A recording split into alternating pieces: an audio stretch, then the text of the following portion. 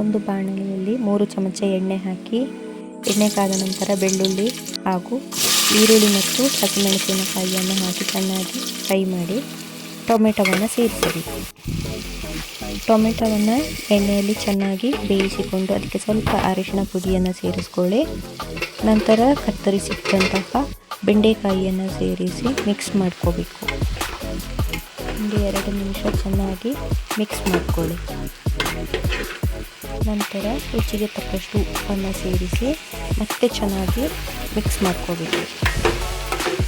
ಬೆಂಡೆಕಾಯಿಯನ್ನು ಚೆನ್ನಾಗಿ ತೀರ್ಕೊಂಡಿರಿ, ಯಾಕಂದರೆ ಅದು ಸೀದೋಗ್ಬಾರ್ದು. ಇಲ್ಲಿ ನೀರು ಕೂಡ ಸೇರಿಸಿಲ್ಲ, ನಾವು ನೀರು ಸೇರಿಸೋದೇ ಬೆಂಡೆಕಾಯಿ ಪಲ್ಯ ಮಾಡೋದು.